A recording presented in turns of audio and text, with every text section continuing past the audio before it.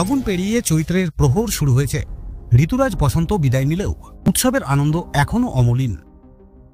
বৃহস্পতিবার সন্ধ্যায় বিজেপির যুব মোর্চার জেলা সম্পাদক তথা সমাজসেবী সৌমিক গাঙ্গুলির উদ্যোগে ইছাপুরের প্রভাসপল্লীতে বসন্ত উৎসবের আয়োজন করা হয়েছিল। প্রদীপ প্রজ্বলনের মাধ্যমে অনুষ্ঠানের শুভ সূচনা করা হয়। অনুষ্ঠানে জেলা সাংগঠনিক সদস্যদের পাশাপাশি সমাজের বিশিষ্ট গুণীজনদের সম্বর্ধিত করা হয়। অনুষ্ঠানে বিশেষ অতিথি হিসেবে উপস্থিত হয়েছিলেন বিজেপির ব্যারাকপুর সাংগঠনিক জেলার সভাপতি মনোজ ব্যানার্জি।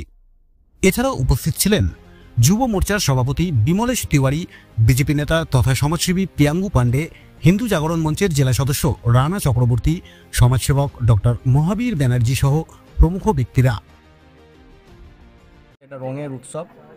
ভারতের যে পরম্পরা, ঐতিহ্য এবং সংস্কৃতি সেটাকে বহমান করে নিয়ে যাওয়ার জন্য এবং আজকে বসন্ত উৎসব সারা ভারতবর্ষে যেভাবে মানুষকে একত্রিত করে, সংঘবদ্ধ করে, সেটা আমরা বারবার দেখে এসেছি এবং সেই কার্যক্রমটা আমরা করেছি। তাদের আমন্ত্রণে তাদেরকে অনেক অনেক শুভেচ্ছা এবং অভিনন্দন যে এরকম একটা সুন্দর কার্যক্রম করবার জন্য।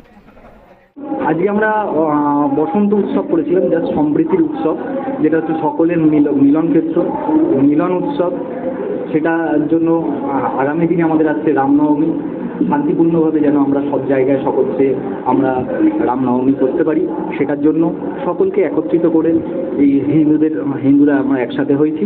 আমরা জাস্ট গেট টুগেদার বলতে পারেন, এটা গেট টুগেদার করে আমরা আজকে এই নিজেদের মধ্যে আলাপচারিতা কীরকমভাবে আগামী দিনেও আমরা কার্যক্রম করব এই সব নিয়ে আলোচনা, আবির খেলা, এই আর একটু মিষ্টি মুক্ত হবেই বাঙালির।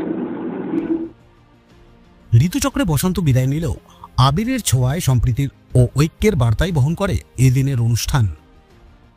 ইছাপুর থেকে রাজু রায়চৌধুরীর প্রতিবেদন, আজকের সংবাদ।